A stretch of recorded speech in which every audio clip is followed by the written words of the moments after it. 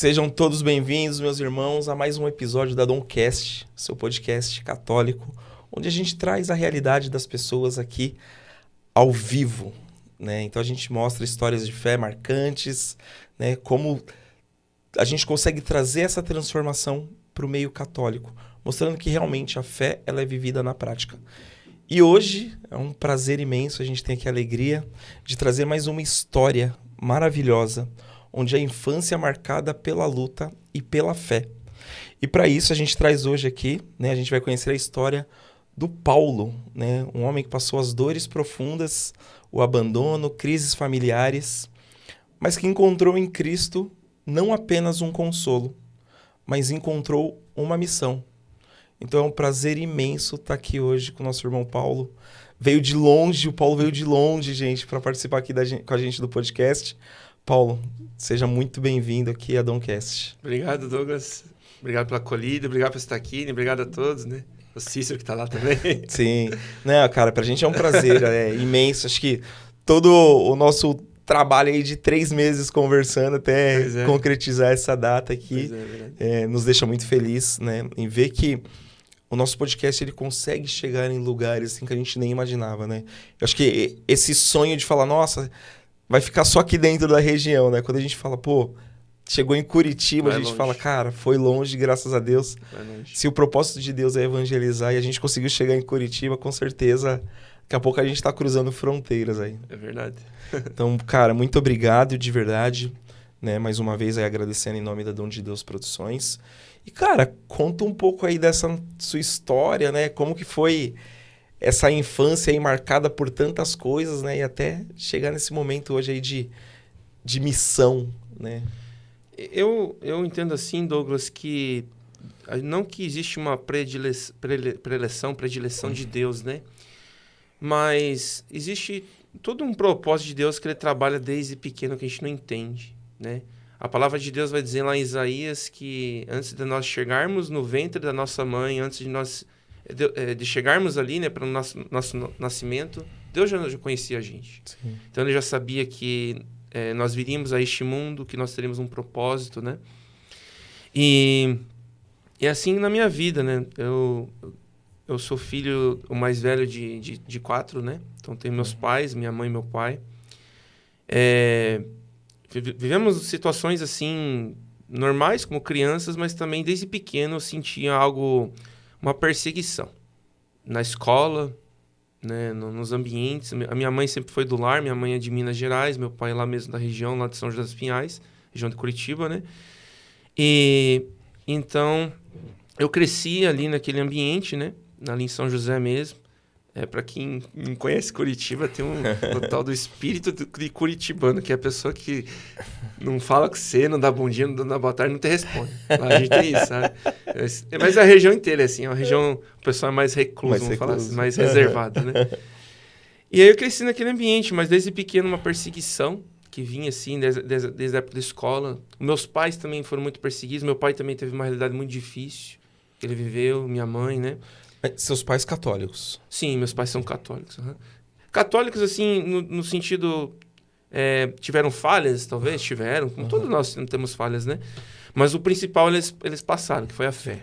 A fé ali, né? Porque naquela época, lá nos anos 90, não se tinha todo o conhecimento que nós temos hoje disseminado. Talvez você tinha até Bíblia, tinha o catecismo. Na verdade, desde que nem tinha o catecismo. O catecismo ele foi publicado em 1992 pelo Papa João Paulo II, né? Então não tinha todo esse conhecimento que nós temos hoje. Eles ensinavam da transmissão que vinha dos nossos avós, do que eles vinham na igreja. Ainda estava naquela transição que saiu da missa em latim para a missa com o rito que nós temos hoje, o atual. Nossa, pegou esse momento do rito em pegou latim, ali, porque a juventude deles, né? O começo da juventude do meu pai e da minha mãe foi essa fase, né? E até eles entenderem, eles têm acesso às coisas que nós temos hoje, demorou um pouquinho, né?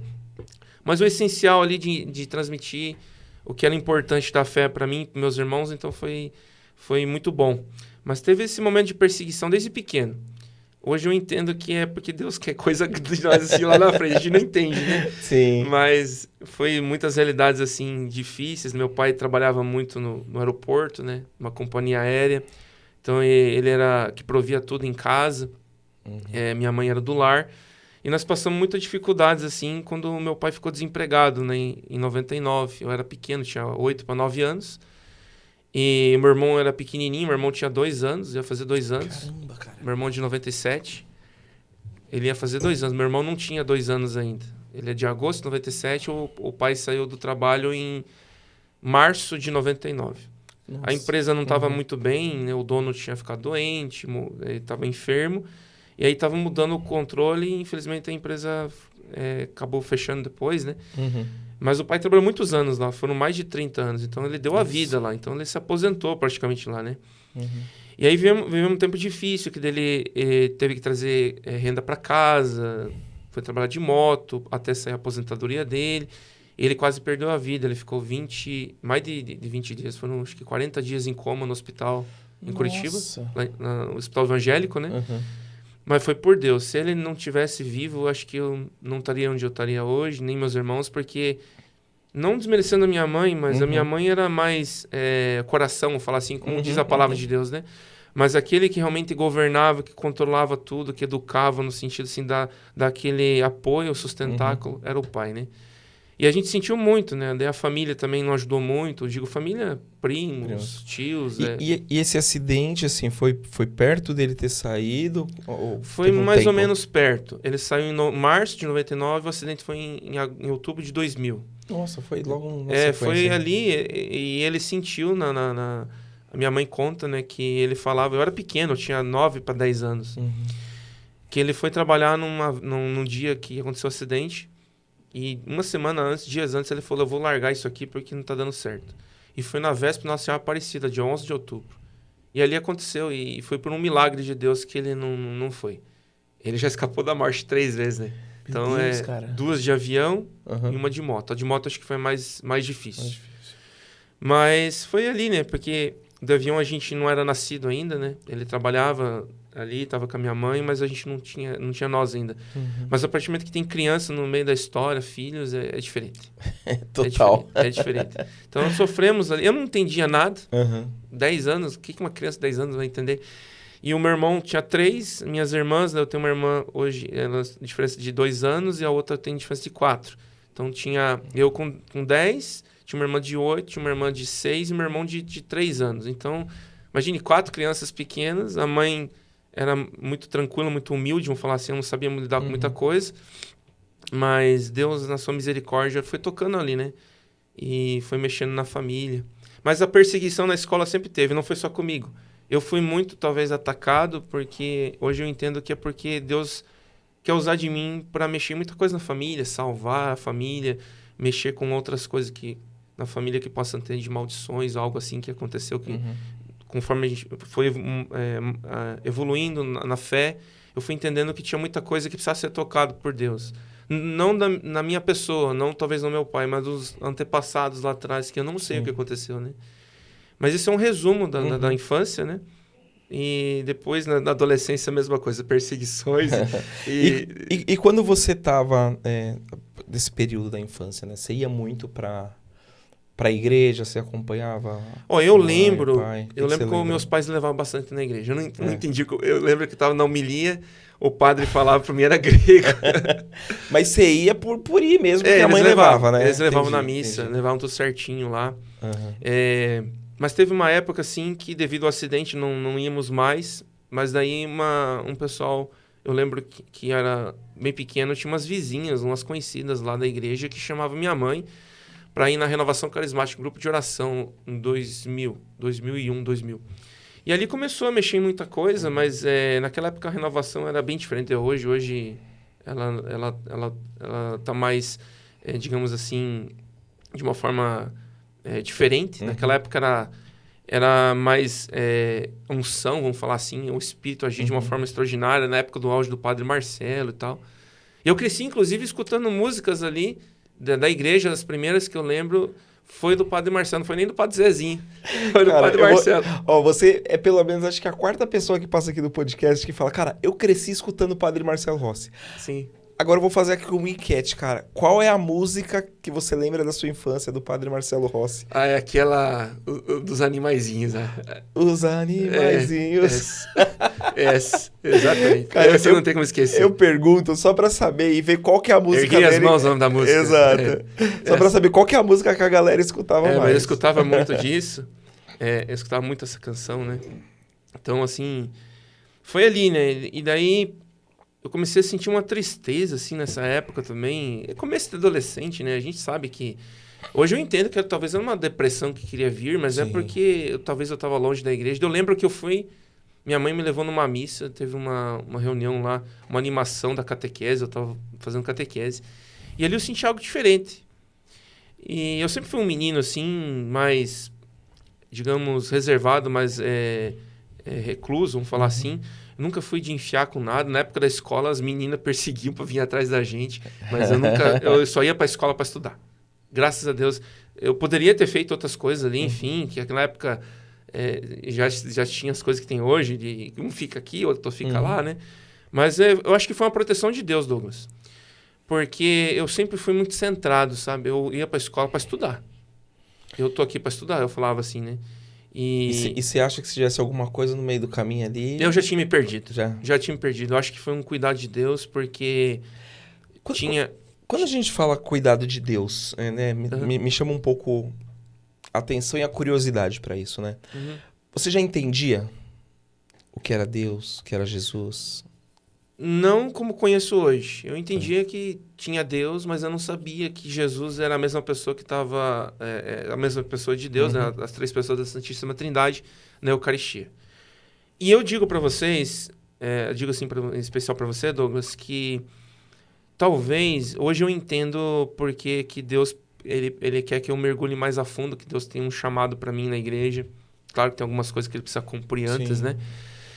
Mas eu vejo assim que a nossa catequese, a nossa evangelização na igreja ela é muito frágil, muito fraca. Naquela época já era. Sim. As catequistas, elas ensinavam assim, e não é culpa delas isso, tá? Não é culpa delas. É que realmente é muito frágil. Se você vai numa escola para você aprender igual o professor não domina o assunto, não sabe transmitir aquilo para você, você não vai aprender. É a mesma coisa na igreja. Só que a diferença é que na escola você ganha nota, na igreja você não ganha nota. Na igreja você vai aprofundando a sua fé em Jesus, né? Então, eu lembro que a catequista lá ensinava tudo. Tinha até um canto que ela falava assim, né? Pedro, Tiago e João foram no Mar da Galileia lá e tal. Eu lembro desse canto. Mas era muito superficial. Era mais ou menos mal e mal a Bíblia. Era mais uma conversa, um diálogo. Falava-se pouco do catecismo, ou praticamente nada. E aí, depois que eu fui entendendo essas coisas, depois que eu fui entendendo que Jesus e Deus é a mesma pessoa, que o Espírito Santo é a mesma pessoa, em uma só, foi com o passar do tempo. Mas eu sabia que Deus, existia Deus, eu sabia que tinha que ir na igreja, na missa, tudo, né? Tinha muitas realidades ali, só que isso foi aos poucos, porque não teve ninguém para ensinar. Ninguém ensinou, assim, eu tive que aprender meio que sozinho. Talvez isso me fez hoje ser quem eu sou, para poder aprofundar. Eu sou muito autodidata, eu gosto muito de estudar assim por conta, né? E talvez isso que me ajudou muito. E essa questão também da escola, eu era muito centrado, eu era muito reservado, eu sempre fui tímido, né? Não parece, mas eu sou tímido. Eu sou tímido. E aí eu lembro que os meninos da escola brincavam assim, fulana de tal quer falar com você. Eu já sabia que queria namorar, coisa do tipo, né? E eu sempre fugia. Não por fugir, mas é porque o meu centro... vivendo um outro momento. Eu queria estudar, queria fazer faculdade, me formar e ser um bom pai. Um bom pai, ter uma boa profissão para ter uma boa família. Esse era o meu sonho, né? O meu desejo no meu coração. E aí Deus foi trabalhando, né? Então eu tive muitas falhas, assim, de ir na missa, outras vezes não. Aí chamaram para o grupo de jovens e ali comecei a despertar um pouco mais para conhecer Jesus. Mas ainda na superficialidade. Quantos anos você tinha quando você entrou no grupo de jovens? Eu tinha 15 para 16. Tá. 2005. Você entrou numa época boa, né? 15 anos. Tinha recém feito a crisma. Na época que me chamaram pro grupo de jovens, eu até lembro hoje, eu tinha quebrado esse braço aqui, Então eu quebrei aqui esse osso, tava jogando bola, eu quebrei. Eu era muito arteiro, viu? Cara. Nossa, eu dei trabalho pra minha mãe e pro meu pai. Já quebrei vitrô jogando bola, já quebrei planta em casa, couve do meu avô, árvore jogando bola, chutando bola, caindo no vizinho. Nossa, eu já causei. Mas na inocência, brincando, né? Brincando. Mas, então eu tinha 15 anos, eu lembro que eu tava com o braço engessado, era agosto de 2005. Aí um colega da escola, que estudava comigo, ele participava de um grupo de jovens da paróquia onde eu frequentava, né? A paróquia lá em São José, a paróquia São Cristóvão. Só que é engraçado que eu fiz a primeira comunhão, eu participei de 2 paróquias, na verdade, a paróquia Nossa Senhora Aparecida do Xingu um tempo, depois a paróquia São Cristóvão, onde eu fiz o restante dos meus sacramentos. Porque eu morava num bairro de São José dos Pinhais, depois eu mudei para outro, porque meu pai quis retirar de nós de lá, porque onde nós estávamos era muito perigoso, estava acontecendo muita questão de droga, e eu era muito inocente, eu era pequeno, gostava de soltar pipa, jogar bola, era muito arteiro, mas eu era inocente. Não até hoje não tinha maldade. Até hoje eu não tenho essa maldade. Por incrível que pareça, não tenho. Mas é verdade. Esse eu acho que é um cuidado de Deus também. Aí o pai trocou a casa onde nós morávamos por uma outra, de uma vizinha do meu avô, que morava no bairro onde ele mora hoje, perto dessa paróquia São Cristóvão. E nós saímos de lá e fomos morar nesse outro bairro. Eu acabei trocando de paróquia, terminei a crisma, a catequese nessa outra paróquia. E ali que me chamaram para poder participar do grupo de jovens, então eu tinha 15 anos. Jovem é aquela coisa, né? Oba-oba, todo mundo ali brincando. Vai, né? Eu lembro aquelas dinâmicas que tinham, que queriam fazer dinâmicas e tal, ali de brincadeiras, e fazia um momento de oração lá no começo, mas era muito superficial. Não se falava da Bíblia, não pregava a Bíblia. No grupo de jovens? No grupo de jovens. Nossa. Não se pregava a Bíblia, fazia só gincana, fazia dinâmica. E eu lembro que os integrantes do grupo, os meninos ficavam com as meninas ficavam com os meninos, ficava aquela fuzueira, aquelas bagunças tudo. E eu não gostava disso. Era uma coisa que eu, na escola, também não gostava, eu era muito contido na minha. Eu falei, eu só vou casar, só vou namorar o dia que eu tiver terminado minha faculdade e tiver uma profissão. Você acha que esse envolvimento, né, do grupo de jovens, talvez você começou a frequentar e você viu uma realidade diferente do que você imaginava. Você acha que isso te levou a alguma frustração? Levou porque eu esperava algo diferente, né? Tinha muita panelinha, muitas pessoas que faziam grupinhos, não se envolviam. Depois as minhas 2 irmãs, principalmente a mais nova, ela começou a frequentar, também teve ali. Não tinha espiritualidade nenhuma. Sim. Era mais um encontro.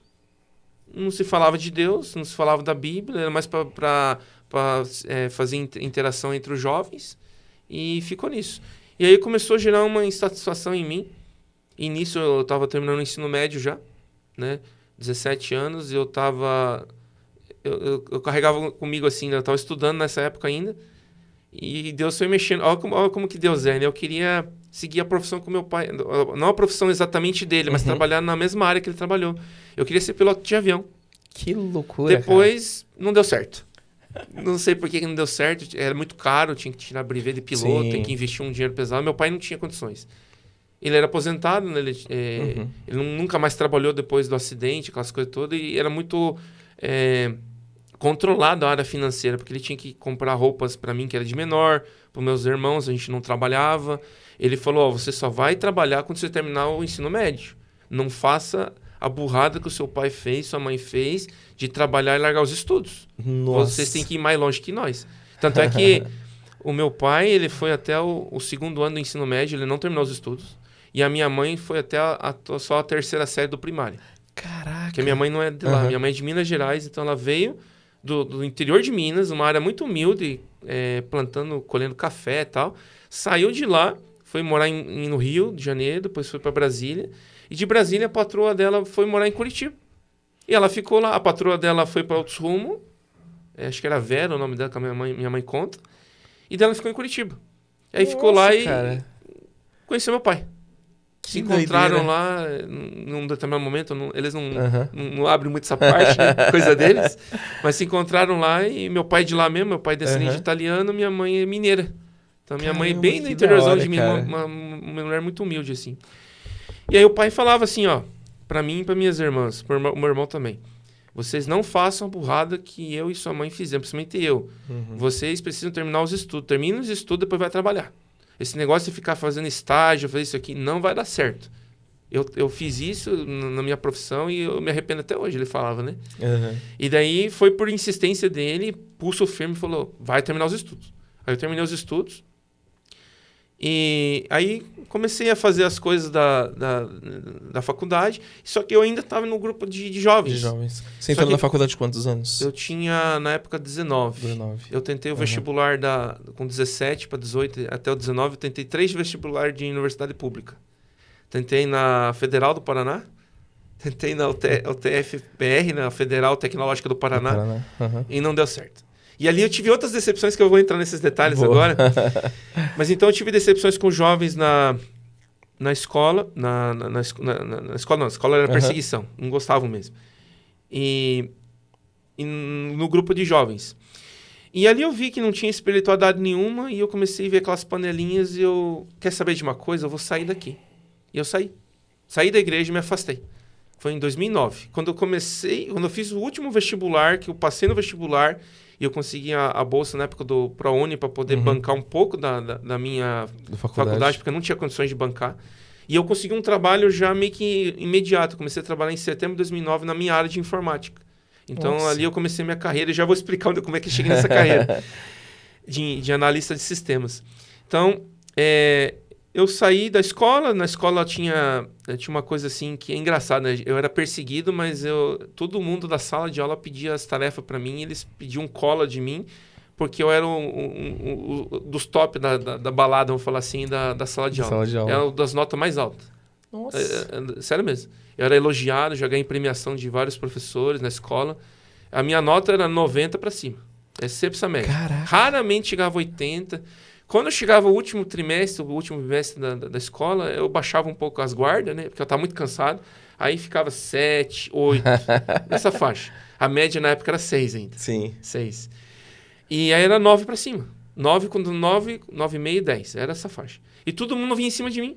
Porque eles eram preguiçosos, não estudavam, me perseguiam, mas quando o calo apertava... Mas quando apertava, procurava, né? Sabia onde ir, né? Sabia onde ir, exatamente. Eu era bonzinho, não era ruim, né? Mas enfim... E daí aconteceu isso. Daí, nesse tempo, eu estava em discernimento para ver o que eu fazia da minha vida. Aí eu falei assim, o meu primo queria que eu fosse cobrador de ônibus na empresa da cidade. Eu falei que eu não quero, não queria. E tanto é que ele ofereceu, fui fazer entrevista na época, quando eu já tinha terminado o ensino médio, para poder me ajudar num curso que eu estava fazendo chamado Lapidando Talentos, para poder descobrir minha profissão e entrar na área de informática. Mas nesse meio tempo eu estava em discernimento ainda. Aí, então, eu tinha uma entrevista no mesmo dia para ser cobrador de ônibus na Autoviação São José, lá da cidade, e também no aeroporto. Aí eu fui ouvir meu primo acho que é coisa de Deus mesmo. Ouvi meu primo e fui na empresa de ônibus que era mais garantido para trabalhar. No final das contas, não deu certo, porque eu deixei bem claro já na entrevista para a recrutadora. O nome dela era Sandra, se não fala a memória. Eu falei assim para ela, olha, eu posso trabalhar todos os dias, menos no sábado. Sábado eu tenho um compromisso, eu tenho curso, eu tenho que estudar, eu tenho que fazer isso. Ela falou, infelizmente nós não podemos te contratar porque nós precisamos que você esteja todos os dias. Ali eu vi que eu cuidar de Deus, porque eu sempre fui íntegro, eu sempre fui ponta firme. Eu não volto atrás daquilo que eu falo, é raro de eu voltar. Sim. E quando eu falo, realmente eu sou muito... eu honro as minhas palavras, entende? E eu tinha entrevista no mesmo dia, na mesma hora, numa companhia aérea, no aeroporto. Não deu certo para ir. Mas nesse meio tempo, eu já estava em discernimento se eu queria ser piloto. Como eu falei para você, não ia dar certo por causa do valor. E daí surgiu uma opção. Então, meu pai falou, você gosta de mexer com isso, não gosta?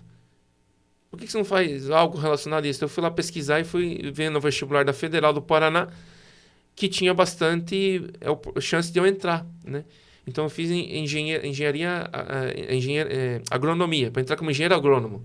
Nossa! A minha ideia, quando eu vi esse curso, eu vou para o Mato Grosso. Eu vou embora. Sério?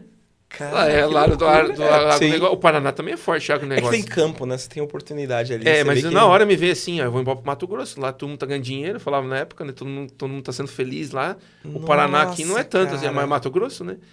Aí eu fiz o vestibular. Não deu certo. Da Federal.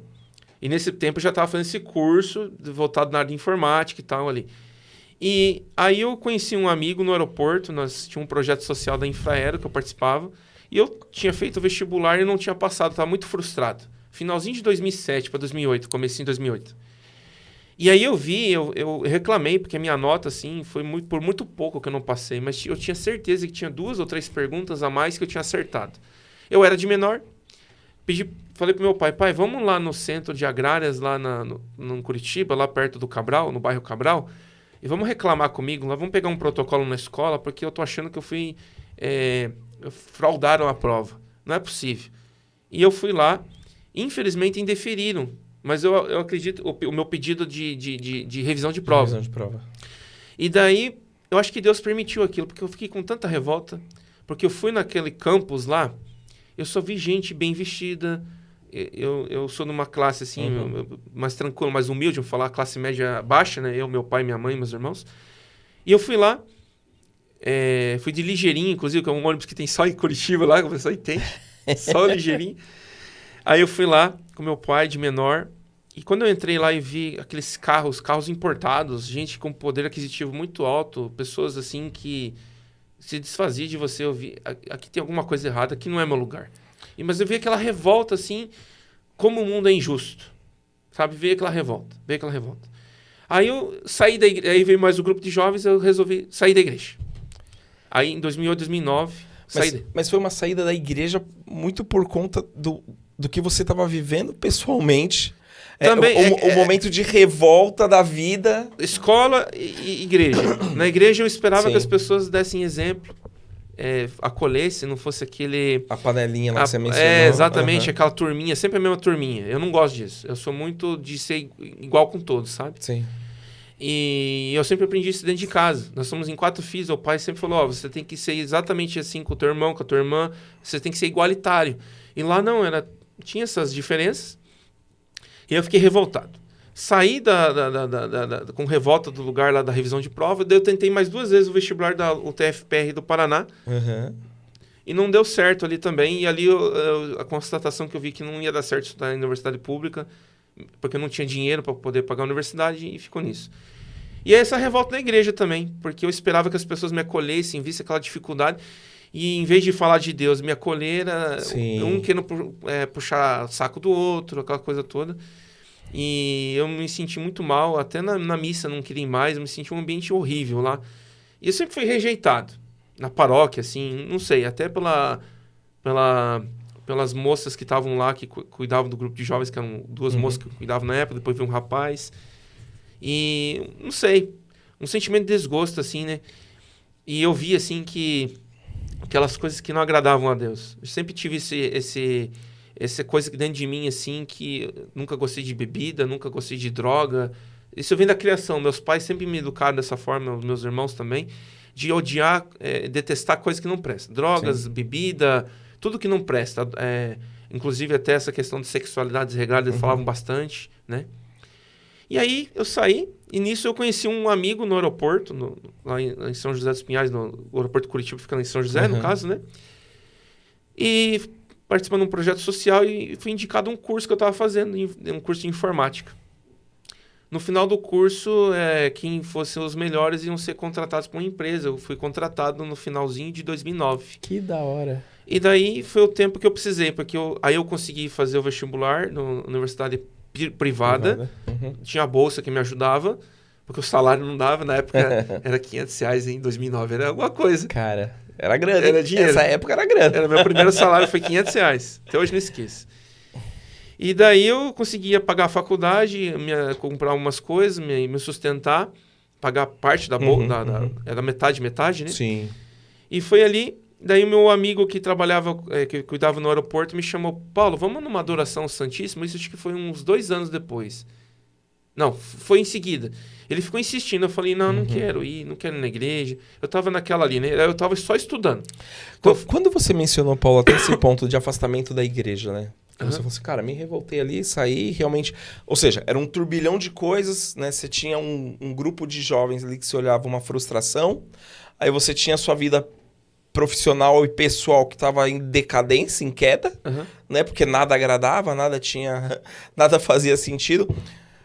Quanto tempo deu de que você saiu da igreja até esse momento que você vai entrar agora? 4 anos. 4 anos. Quase 5, beirando seja, 5. Foi 5 anos longe da igreja. Quase 5 anos longe Quando a gente fala longe da igreja, inclusive de missas? de missa. Nossa. A revolta foi tão grande que, olha, aí eu vejo o cuidado de Deus, Douglas. Então, eu conheci esse meu amigo, a gente é amigo até hoje, assim, a gente tem pouco contato hoje, porque ele... Engraçado, né?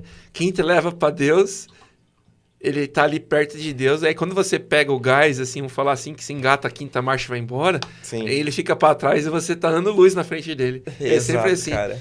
Então, hoje eu vejo, assim, ele... Às vezes a gente conversa, assim, a gente se encontra, o nome dele é Rafael. Quem sabe ele vai ver o podcast, né? Ele mora em São José também. Ele tem a mesma idade minha. É, que legal. E nós fomos participar desse projeto no aeroporto, então ele participava de um projeto audiovisual, ele cuidava lá, eu também ajudava junto com os jovens. Lá eu me sentia acolhido. Não rejeitado, acolhido. E aí começaram a chamar para fazer um monte de coisa e tal, coisa que eu gostava de fazer. Mexer com tecnologia, na época mal sabia mexer, mas eu já estava despertando a vocação da profissão. E aí eu fiz o curso, em 2009 eu consegui o trabalho, eu consegui fazer o vestibular, consegui entrar na universidade privada, que não existe mais, a SPEI em Curitiba. Fiquei de 2009 até 2013. Então foram 4 anos ali. No finalzinho de 2012, já quase partindo para o 5º ano, longe de Deus, ele me chamou, ele insistiu, viu? Vamos lá na igreja? Cara. Aí eu fui na comunidade católica Shalom, que tinha em Curitiba. Tinha uma adoração. Lá eu encontrei com Deus. Lá Deus me pegou. Sério? Lá Deus me pegou. Mas não foi assim, radical. Foi aos pouquinhos. Lá Deus me pegou. E ali eu voltei para Deus. E ali eu conheci, depois de um tempo, uma moça. Que depois fomos namorar, casamos. E depois vou entrar no detalhe em seguida. Que legal, cara. Então quer dizer que distante da igreja, mas nunca longe do olhar de Deus. Foi tudo cuidar de Deus. Se Deus não tivesse cuidado, Douglas, eu tinha me perdido. Eu não tava aqui hoje. Não tava. Cara, Era uma revolta tão grande. Conta pra gente como que foi esse momento. Porque assim, cara, depois de 4, 5 anos longe da igreja, você voltar para um momento de adoração, onde, cara, você tá em frente ao Santíssimo. Como que foi essa... Bom, eu não tinha pecados graves, eu não tinha feito coisas, vamos falar assim, horripilantes, como a maioria dos jovens. Não tinha usado droga, não tinha caído em prostituição, namoro desregrado, nada disso. Tinha outros pecados, né? Sim. Tinha um linguajar que não agradava a Deus. Eu não era de falar palavrão, mas eu soltava umas palavras meio forte. Soltava, quando eu tava nervoso, né?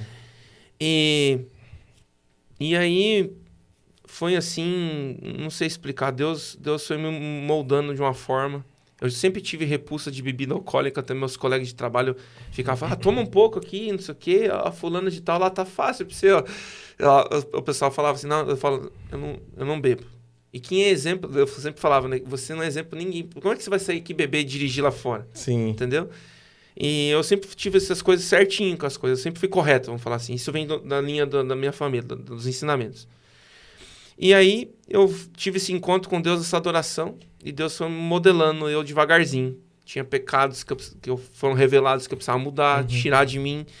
Só que foi gradual, não foi assim instantâneo. E nesse processo eu ainda tinha o sentimento de um vazio. Eu tinha um vazio assim, nessa época que eu fiquei longe de Deus, até um pouco antes, eu senti um vazio. Porque hoje eu entendo que não ia dar certo ser piloto de avião, não ia dar certo ser engenheiro agrônomo, e a profissão que eu tenho hoje é o que Deus deu para poder exercer o chamado que Ele tem na minha vida, no ministério. E isso favorece muita coisa, né? E aí, então, eu tive esse primeiro contato ali, e aí eu fui caminhando com eles ali, só que eu tinha algumas coisas que eu não concordava muito com a comunidade católica, algumas características que eles faziam. Hoje eu entendo que talvez não era o meu carisma, né? É igual a Canção Nova, quando você vai pra Canção Nova, você já entra ali, você sente algo diferente. Você sabe, né? Lá eu não sentia. Lá tinha algumas coisas que eu não concordava, não achava que era certo. Sim. Mas enfim. Aí eu fiquei 1 ano ali, 2 anos, 2 anos e meio, daí encontrei uma moça. Ela também tava frequentando lá tudo, daí a gente se encontrou, conversamos. Depois de uns 8 meses conversando, eu rezei bastante, eu lembro na época. nós começamos a namorar. Caramba. Aí... Ela era da igreja. Ela era mais, eu achava, né, na época, mais religiosa que eu. Não vou falar o nome dela aqui, tá? Pra não expor. Tranquilo. Mas o fato é que a gente namorou 2 anos, noivamos e casamos em 2016. Então eu conheci ela em 2012, finalzinho. Ficamos ali convivendo até 2013. Eu lembro que eu vi ela uma outra vez. Depois a gente se aproximou de volta ali em 2014. E aí a gente foi conversando ali. 2014, começamos a namorar na metade de 2014 e casamos na metade de 2016. Então foram 2 anos ali. E talvez eu acho que foi um pouco de maturidade da minha parte, porque eu tentei suprir um vazio que eu tinha. Ela também, talvez, acho que sim, porque ela não tinha muita maturidade. Na época eu tinha 24 anos. 25, ia fazer 26 quando casamos. Quando eu conheci ela, eu tinha 22 para 23 e ela tinha 16 para 17. Nossa, super novos todos. Quando ela casou comigo, ela tinha 19 e eu tinha 25. Caraca. 7 anos de diferença, né? Mais ou menos. E daí, eu fui vendo assim que não deu muito certo, né? A gente ficou 8 meses só casados. Aí teve muito problema com a família dela, que ela, devido a essa imaturidade, deixou se envolvendo no meio de nós e acabou tendo esse abandono, vamos falar assim. Eu me senti, acho que fiquei muito mal porque eu gostava muito dela na época, né? Hoje eu vejo que não era um amor verdadeiro, era um apego, não sei. Não sei por que Deus permitiu isso, até hoje não entendo. Talvez eu acho que é pro meu crescimento da fé. Eu sempre rezo por ela também, não quero o mal dela. Mas assim, foi um processo muito dolorido, porque ela abandonou, foi embora de casa. Né? A gente tinha recém-casado, tinha uma casa lá, tudo certinho.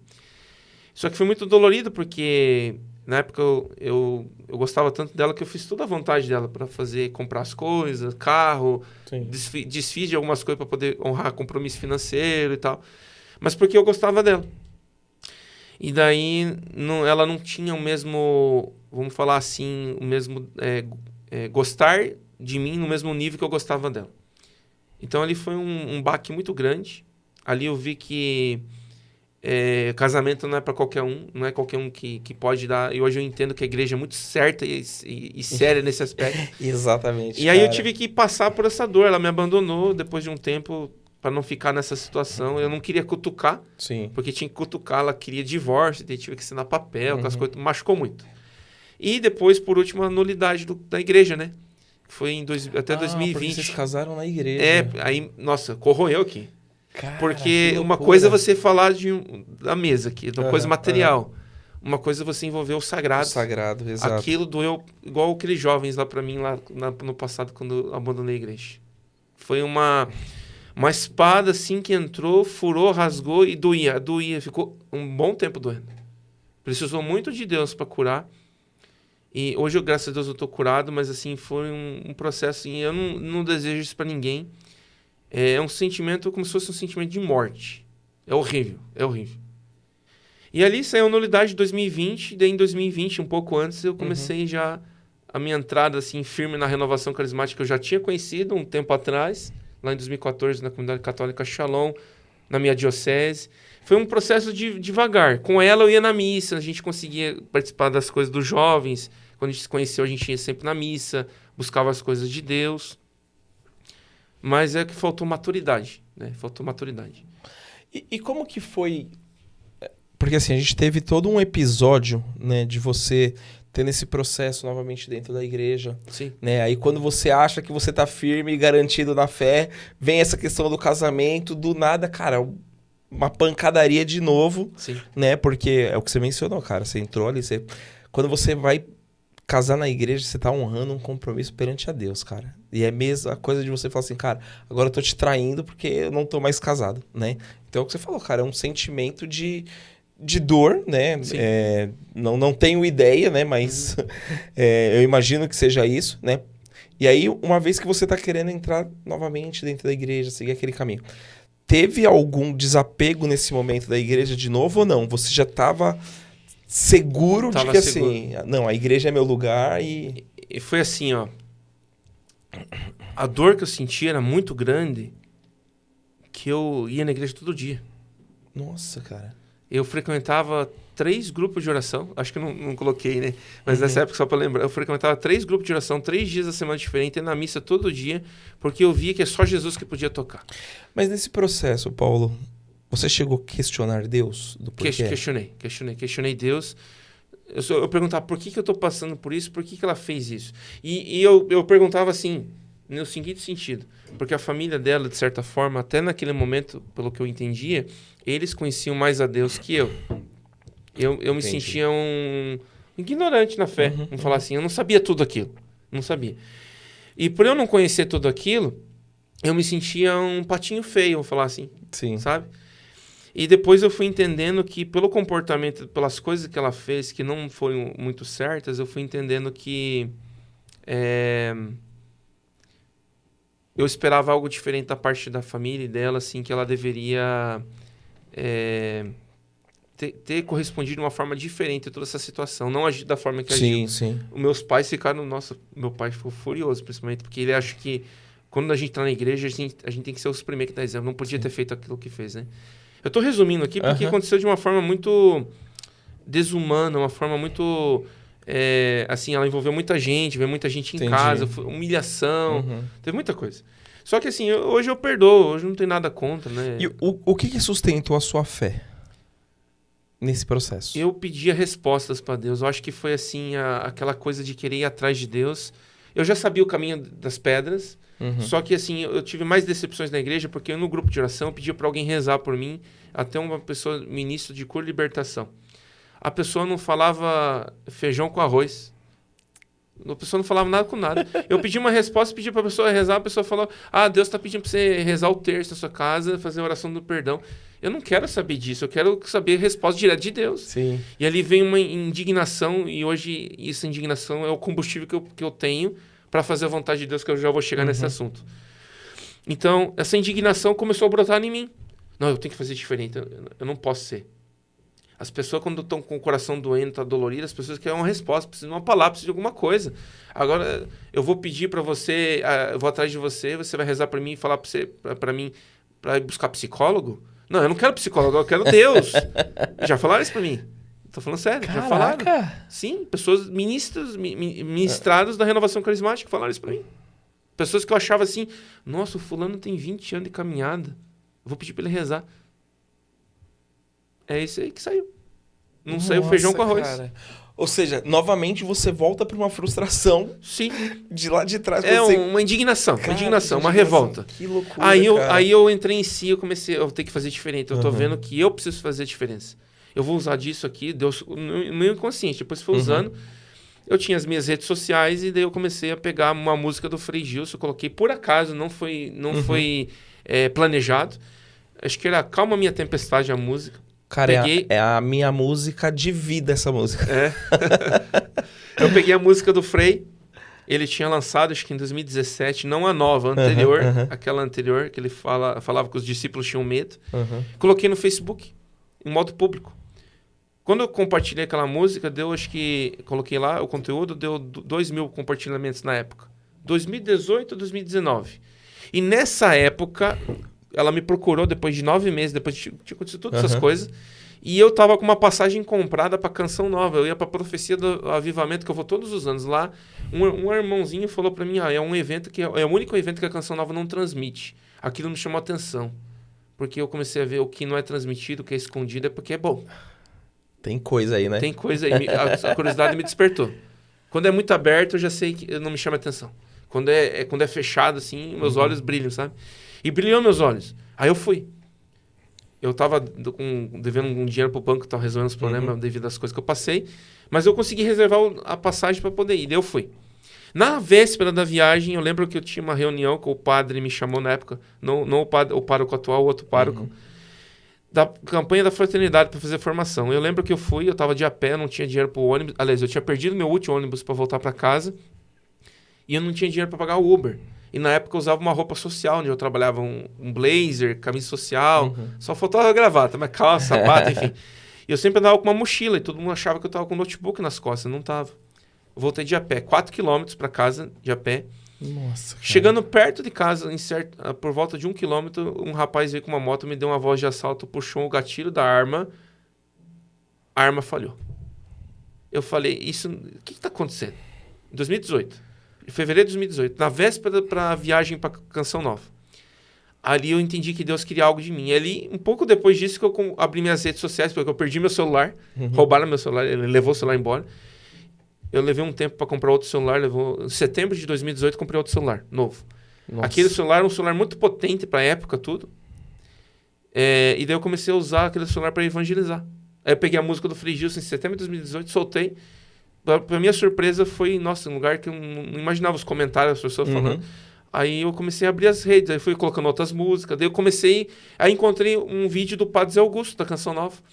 Caramba. Eu gosto muito de ouvir o Padre Zé Augusto, ele me chacoalhou muito naquela época, eu me alimentei muito nas homilias dele, da pregação dele. E ali em seguida já veio o Frei Gilson, né, com as pregações dele. Eu conheci o Frei Gilson pelas músicas. Depois veio as pregações do Frei, né? E ali foi um alimento que eu precisava. Porque eu não tinha na minha paróquia. O padre não falava daquele jeito. Na minha diocese não tinha. Porque você sentia alguma coisa muito mais carismática ali, que talvez alguma coisa que você precisava para incomodar. Eu precisava de algo para me sustentar por dentro. Entendi. Porque eu via que era muito superficial na minha diocese, na renovação carismática. As pessoas que eu pedia para rezar que não falavam nada com nada. Entendeu? Você queria uma renovação realmente... eu comecei a procurar respostas. Sim, sim. E eu vi que eu comecei a orar. E desde pequeno eu entendia, mas umas coisas que Deus falava, mas eu não tinha discernimento que era a voz de Deus, que eram as coisas, mas eu via o cuidado de Deus. Minha mãe sempre falava umas coisas para mim. Eu comecei a orar e eu comecei a ouvir a voz de Deus com clareza, assim. Deus começou a falar muito comigo. E aí eu comecei a abrir depois o YouTube, que eu tinha um canal, na época ainda tem esse canal, de conhecer a fé católica. E o Instagram estava começando a bombar ali, a crescer. E eu abri o Instagram também, em seguida. E aí fui colocando os conteúdos da igreja. Para minha surpresa, quanto mais conteúdo eu colocava, mais engajamento dava e as pessoas iam seguindo. Daí hoje tem um número lá, por exemplo, o Facebook tem 38 mil pessoas que seguem minha página. O Instagram tem mais 67. O YouTube tem menos, tem 1.000 e pouquinho. O TikTok, o Kaiwai também tem bastante, dá umas 20, 30 mil pessoas. Então é muita gente. E os conteúdos vão longe. Aí eu comecei a me alimentar também com o Padre Zé Augusto, coloquei o conteúdo dele. E eu, para minha surpresa, eu coloquei lá, o pessoal começou a ver. E foi para muito longe, teve mais de 40 mil compartilhamentos, uma pregação do Padre Zé Augusto na época. Nossa! Não lembro, é uma que ele falava assim, que se você vai em Aparecida, quer levar aquela vela bem grande lá, coloca lá. Mas o que vai salvar a pessoa não é a vela benta, é a mudança de vida. Ele falava assim, Mateus era... eu não esqueço. Mateus era ladrão, era cobrador de impostos. Mas ele mudou de vida. Por isso que ele está no céu. É aquela frase... Marcou. E aí eu comecei a me alimentar e eu vi que eu não tinha isso na minha diocese. E aí vou te fazer uma pergunta bem curiosa, né? Você mencionou que você, cara, orando, né? Você estava aberto a isso, né? Sim. Você estava aberto às coisas de Deus. Como foi... talvez a sua primeira experiência, você fala, nossa, realmente Deus está falando comigo agora? Minha primeira experiência foi quando eu comecei, ainda estou fazendo esse processo, tá? Mas é quando eu comecei a colocar um propósito no meu coração de ler a Bíblia inteira. Desde o livro do Gênesis até Apocalipse. Eu estou tendo muita dificuldade porque eu tive que pausar alguns momentos, tive muita dificuldade nos últimos 2 anos. Estão uns livros mais difíceis ali, primeiro Macabeus, segundo Macabeus, esses livros do Antigo Testamento. Mas foi ali que eu comecei a ver Deus falando realmente. Aí Deus começou a dar uma facilidade. Engraçado, né? Que louco. O dom que Deus me deu quando eu era pequeno, porque meu pai pegava eu, Sim. sentava numa mesa, quando eu era pequeno. Minhas irmãs a mesma coisa. Ele falava assim, senta aqui, filho. Pega o teu trabalho da escola, senta aqui, o pai vai te ajudar. Ele falava assim, ó... ele até brincava, ele falava, a professora fazia caligrafia, ele falava, ele fazia assim. Sentava, fazia a gente sentar no colo dele. Ele falava, vamos escrever junto, vamos fazer aqui. Eu não quero ter reclamação tua na escola. Quero que as tuas notas sejam boas. Ele sempre exigindo. E aí eu vi que aquilo ali, que ele ensinou desde pequeno, aquela facilidade de leitura, de interpretação de texto, Sim. Hoje eu entendo que ajuda muito na questão do evangelho, da Bíblia, sabe? E ali eu comecei a sentir Deus falando, nas madrugadas, que eu rezava de madrugada, na pandemia também, inclusive. Nossa, cara. Igual você passou essas dificuldades, né? Na pandemia. Ali foi quando parou tudo, eu vou ler a Bíblia inteira. E ali eu comecei a ver a voz de Deus. Aí comecei a ouvir que Deus permitiu aquilo para poder mexer em muita coisa na minha família, que eu tinha que enfrentar uma maldição familiar, que isso que eu estava passando não era algo meu, era algo lá de alguma geração passada. E eu estava cavocando, descobrindo que estava enterrado. Hoje Deus colocou, inclusive, né, onde eu participo lá do grupo de oração, 2 senhoras da intercessão que são uma bênção, assim, que me ajudaram a discernir e ver realmente que tinha alguma coisa na família, uma maldição familiar lá de trás. Que transcende, vem do meu bisavô, avô, pai e vinha a mim. Só que o meu pai não sei porquê, acho que não descobriu disso, não conseguiu romper essa maldição, nem meu avô. E acabou caindo em mim.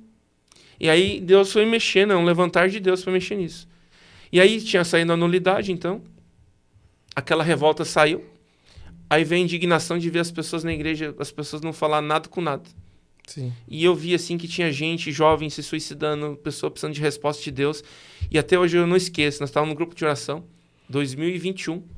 Eu fui eleito coordenador do grupo, na época eu estava participando já na comunidade lá. Nesse período de 2016, 17, 18 até 21. Eu estava na mesma comunidade onde eu fui morar, que ela me abandonou, eu fiquei lá participando, sozinho. E ali fui sendo fiel, fui sendo perseverando no grupo de oração. Depois, em 2021, teve a eleição e eu fui eleito coordenador. E ali nós estávamos no momento de oração. Eu não esqueço isso. Eu achava que era para alguém. Quando Deus usa para falar alguma coisa, para uma profecia, eu entendo também que é talvez até para mim. Deus falava claramente: Deus está levantando um profeta nesta comunidade, nessa capela. Hoje eu entendo que o profeta era eu. Porque todo mundo, Douglas, é impressionante. Eu vejo, hoje eu sou em 2020 eu comecei a fazer formação, entrei no Ministério de Cura e Libertação e da pregação, porque eu já tinha feito a escola básica naquele tempo de revolta lá, aquela do abandono e tal. Em vez de ter revolta de Deus, eu usei a revolta como combustível para me aproximar de Deus e questionar Deus. E ali que eu fui digamos assim, mergulhando no mistério de Deus, da igreja, de tudo. Eu saí da superfície, daquilo que me ensinaram, e eu comecei a cavar e ser um pouco mais autodidata, vamos falar assim. Então, com base nisso, você começou, claro, a tentar entender mais o que Deus queria te dizer, ler mais a Bíblia. A indignação virou combustível. Virou combustível para você. É claro que você, né, quando tem um trecho, acho que de uma música do Frei Gilson que fala, né, quero mergulhar nas profundezas, né? É do Padre Marcelo. Padre Marcelo? Padre Marcelo. Padre Marcelo. E aí você fala, cara, realmente, eu quero mergulhar nas profundezas para entender. Porque assim, o superficial eu já tô vendo, cara. Mas e o que tem mais lá para fundo, né? Exatamente. E aí Deus colocou isso no momento da oração. Deus falou, que ele estava levantando um profeta. Nesse meio tempo eu tive desemprego, saí de empresas e tal. E até onde eu tô hoje, que Deus permitiu. E aí eu fui amadurecendo também na questão profissional, no trabalho. E hoje Deus colocou na profissão que eu estava falando lá atrás de informática, quando eu comecei. Hoje eu vejo que não ia dar certo ser piloto, porque não ia ter liberdade e ter flexibilidade para ir na missa, para fazer as coisas de Deus. E engenheiro agrônomo lá longe de todo mundo da família também não ia dar certo. E a tecnologia, trabalhando ali perto, próximo, me dá a liberdade para poder estudar, para poder conhecer mais a Deus e também usar dos dons que Deus me deu no meu ambiente, com as pessoas. Então, foi tudo cuidar de Deus. E o que você acha hoje? O que você ainda espera de Deus para todo esse mover, né? Tudo isso que Ele já realizou na sua vida, né? Cara, e assim, Deus, Ele sempre vai transformar a nossa vida conforme o tempo vai passando, né? Exatamente. Tipo assim, cara, minha vida tá completa agora, Deus já fez tudo. Não, cara, só tá começando, né? Só vai acabar o mover de Deus na nossa vida quando a gente morrer, né? Mas enquanto esse dia não chegar, cara, todo dia vai acontecendo alguma coisa, né? O que você acha que espera mais de Deus? Com todas essas transformações, com todos esses caminhos que Ele te deu, né? Você acha que tem alguma coisa grandiosa ainda que você sente no coração que ainda você tem que ir para esse caminho? Tem. Já conversei isso com o meu pároco. O Padre Márcio sabe disso já. Conversamos sobre isso. Eu entendo assim que eu nunca tive vocação para ser padre. Nunca. Sempre tive vocação para ser leigo e tal, mas Deus quer algo a mais ali no meio, ali ajudando na paróquia, ajudando na diocese. Sim. Não digo nem na renovação carismática, né? Mas algo ali à frente. Por quê? Douglas, o que me indigna muito hoje é com tudo isso que eu passei, contando um pouco da minha história, que foi um resumo. Claro que teve muitas mais outras coisas, né? Claro, depois tem a nulidade. Eu espero em Deus, né? Eu peço para Deus todo dia. Deus, que manda uma esposa aí para poder fazer a missão junto comigo, né? Deus, o padre sabe dessas coisas também. Tô pedindo, todo dia eu peço para Deus. apareceu uma recente aí, mas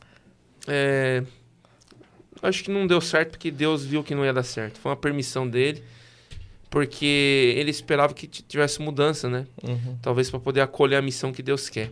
Quando um quer ser mais que o outro, nunca dá certo. Não dá. Tem que ser uma que acompanha e fica do lado, né?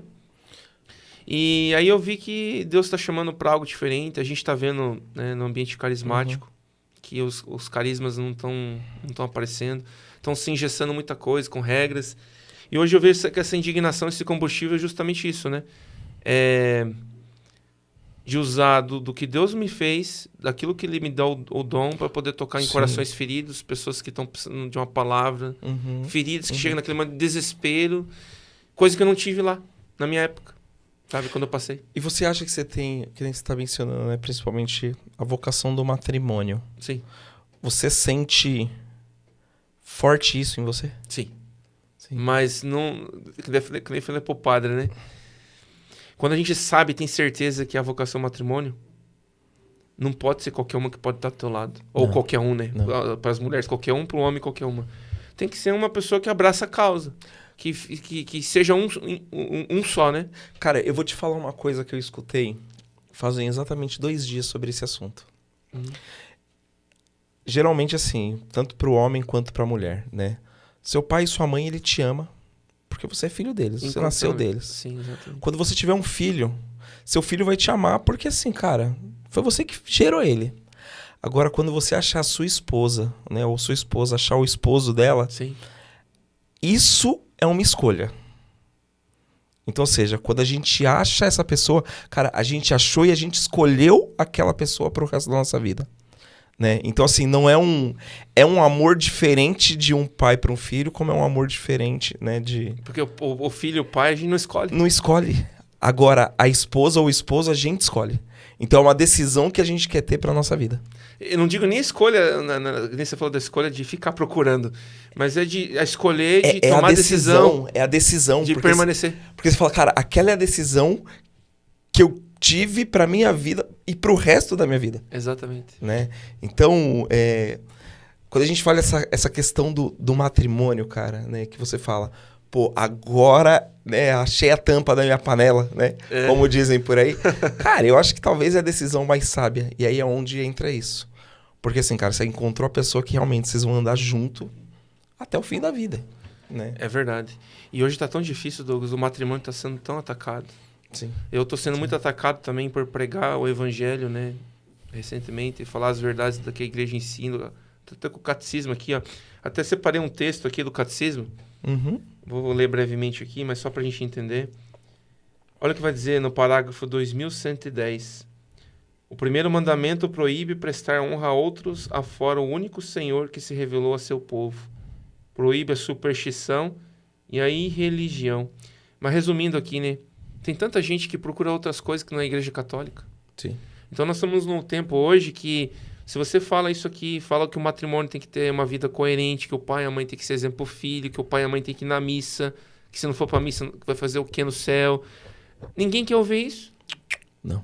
E eu tô levando pedrada por causa dessas coisas. Eu confesso pra você que é difícil porque a gente tem que ter alguém para se apoiar. O único que a gente se apoia é Jesus, mas às vezes a gente tem que compartilhar com alguém para poder ajudar a gente a rezar. Sim. E até essa questão tá difícil, porque as pessoas, infelizmente, não guardam sigilo, não tem confiança, não Cara, guardam, né? Mas vou te falar uma coisa que eu escutei de alguém também esses tempos, não sei de quem, muito por uma questão do próprio Frei Gilson, né? Sim. De estar sendo atacado.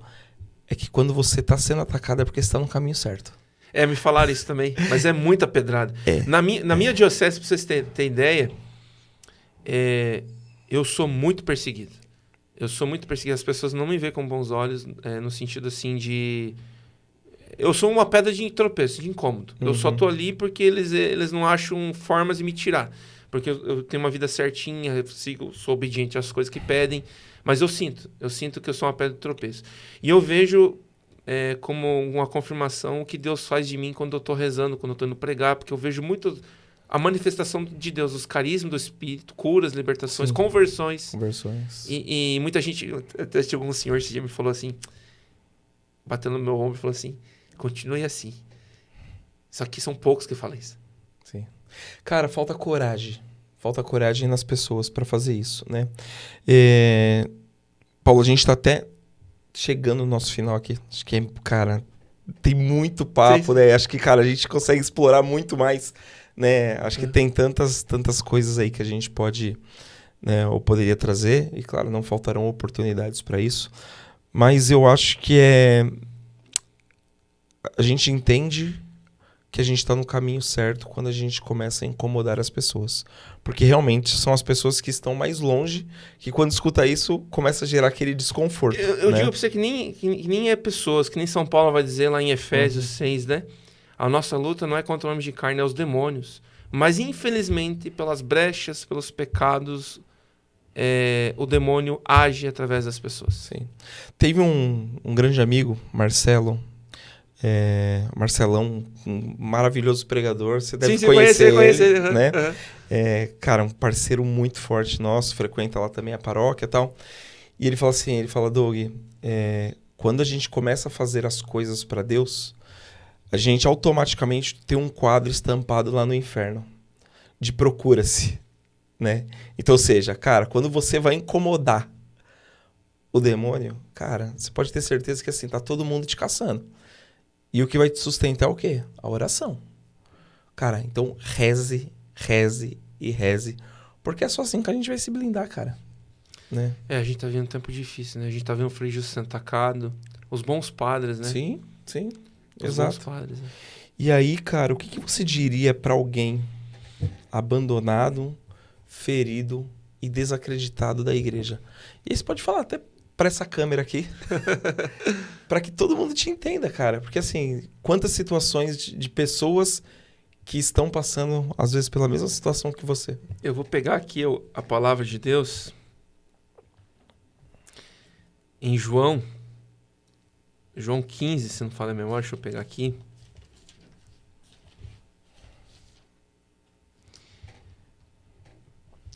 Jesus vai dizer o seguinte, João 15, versículo 7 e seguintes. Se permanecerdes em mim e as minhas palavras permanecerem em vós, pedirei tudo o que quiseres e vos será feito. Nisso é glorificado meu Pai, para que deis muito fruto e vos torneis meus discípulos. E Jesus vai dizer aqui também, sem mim nada podeis fazer. Nesse mesmo evangelho. Eu digo assim para quem está desacreditado, é que procure Deus. A todo momento a gente vai ser decepcionado por pessoas. Pessoas vão nos perseguir. Mas eu tô tendo convicção assim, sabe, Douglas? Hoje eu falo com toda a sinceridade, até pro Cícero que tá aqui acompanhando a gente também, que poucas pessoas vão se salvar. E aquele que nos persegue, eu diria para você que no final da vida não vai ser muito agradável se ele continuar nesse caminho. Então a gente tem que seguir Deus, seguir Jesus. E aqui vai dizer também, João 15, 20, lembrai-vos da palavra que vos disse, Jesus falando, né? O servo não é maior que o seu senhor. Se me perseguiram, também vos hão de perseguir. É muito forte isso. Sim. Então, aqui fala da questão que sem ele a gente não pode fazer nada. Sem Jesus a gente não pode fazer absolutamente nada na dor, no sofrimento, na decepção, no abandono. E também sobre as perseguições, que o servo não é maior que o seu senhor. Então, a gente estava acompanhando o Frei Gilson sendo atacado por simplesmente falar a Bíblia, o catecismo, que está nos ensinamentos da igreja, o depósito da fé. E eu digo para vocês assim que não desistam. Eu já pensei em desistir. Mas Jesus não deixa.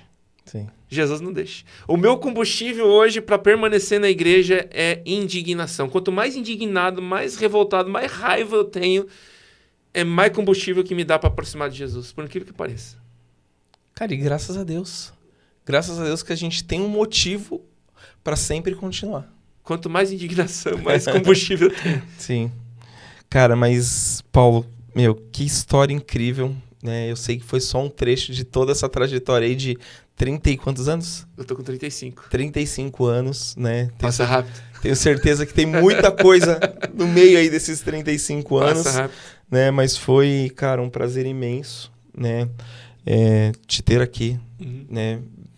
Vir de tão longe, né, para poder participar aqui com a gente. Eu já falei para você, é uma honra. E eu vou dizer uma coisa para você, eu vou pegar a palavra que Deus me colocou quando eu estava vindo de avião, quando eu fui rezar.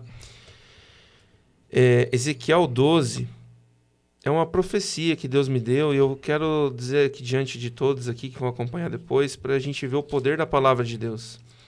Há um tempo atrás, Douglas, eu vou até partilhar, Deus colocou no meu coração, até falei com o Emerson, né, sobre isso. Ele que me abriu as portas para poder falar contigo também. Que o profeta não é bem-vindo à sua pátria. Eu vejo que lá onde eu estou está muito difícil de falar de Deus porque as pessoas não aceitam. Perseguições, muitas vezes essa questão assim de deixar a gente às vezes de lado. Mas o Senhor me trouxe uma palavra. E é engraçado porque as senhorinhas que são da intercessão também são as duas bênçãos lá depois, a Gília e a Dona Maria. Nossa, são muito de Deus, eu sou muito grato a elas. Principalmente a Dona Maria, a gente se conhece há 10 anos. Ela me acompanha todo esse momento de sofrimento que eu passei. E tá ali, a gente sempre reza junto, conversa, enfim. Ela é muito de Deus, gosto muito dela, da Girley também. Então, assim, uma benção. E Deus me deu essa palavra, Ezequiel 12, para finalizar aqui, né? Que diz assim: a palavra do Senhor foi me dirigida nesses termos: filho do homem, habitas em um meio de casta de recalcitrantes, de gente que tem olhos para ver e não vê nada, ouvidos para escutar e nada ouve. É uma raça de recalcitrantes. Pois bem, filho do homem, prepara-te uma bagagem de emigrante e parte em pleno dia sob os seus olhos, parte sob os olhos deles do lugar onde habitas para outro local. Talvez reconheçam que são eles um bando de recalcitrantes. E aqui a palavra casta significa povo e recalcitrante significa desobedientes. É aqueles que não querem ouvir. Sim. Então, se Jesus ele fala, e Jesus mesmo não foi aceito nessa terra, né? Se não querem ouvir você, sacuda a poeira dos seus pés e vai embora. E vai embora. Vai para outro local onde querem ouvir a palavra. Sim. É isso que eu deixo aqui de mensagem. Cara, e casou. E casou. Se não querem te escutar lá, aqui, com certeza você tem voz. Eu sinto assim que Deus está abrindo muitas portas realmente para sair para lugar longe para evangelizar, sabe? Sim. Justamente o trabalho favorece isso, a flexibilização. E sair, não ficar só lá onde eu estou, porque sim, eu vejo que o profeta não é aceito, não adianta. Não adianta sim, insistir, eu só estou me ferindo, entende? E tem tanta gente que precisa ouvir, que está com o coração mais aberto em outros locais, e longe de onde eu moro. Sim. Exatamente. Mas, Paulo, cara, de verdade, assim, novamente, né, é um prazer imenso te receber aqui. A gente fica muito feliz e honrados por isso, né? De ter pessoas assim, né, que tem um coração que foi alcançado em Curitiba para estar aqui em São Paulo, né? A gente fala que pra gente tá frio aqui, mas para você isso aqui não é nada, não, porque lá provavelmente tá muito mais, né? Mas, cara, aqui sem tá palavras. Lá tá frio. Sem palavras, assim, para agradecer o quanto a gente é grato, né? De você estar aqui contando essa história pra gente, né? E com certeza, cara, alcançando aí muitos corações, né? Que fique o recado aqui, né? Quem precisar chamar a gente para poder evangelizar, tanto você também, não sei, né? Com certeza, a gente tem que estar aberto à missão para poder salvar almas. A nossa luta é para salvar alma, não é para brigar com os outros. Mas infelizmente muitos estão brigando com os outros. Exato. E aí, pra gente encerrar, cara, né, a história do Paulo não é sobre sofrimento. É sobre um Deus que entra nas ruínas da vida humana e transforma a dor em missão, né? E se a história do Paulo chegou até você, né, se tocou seu coração, se encontrou com o seu propósito, não deixe de seguir a gente, não deixe de compartilhar, né? Vamos fazer essa evangelização chegar a muito mais pessoas, né? E aqui, a Dom de Deus, você tem a oportunidade de você vir contar o seu testemunho de fé também. Como todas as pessoas que passam por aqui, é um testemunho mais lindo que o outro. E a gente está sempre de braços abertos aí para acolher qualquer um. Então, deixo vocês aqui para mais um episódio da Domcast. Espero que vocês sigam, compartilhem e continuem aí nos apoiando. Agradecer aí aos nossos patrocinadores, Catholic Lovers, loja cheia de graça, produtos católicos, e a Júlia Cortez Fotografia, que sempre está nos apoiando aqui para fazer esse podcast chegar a muitos corações. Tivemos reunidos e permaneceremos em nome do Pai, do Filho e do Espírito Santo. Amém.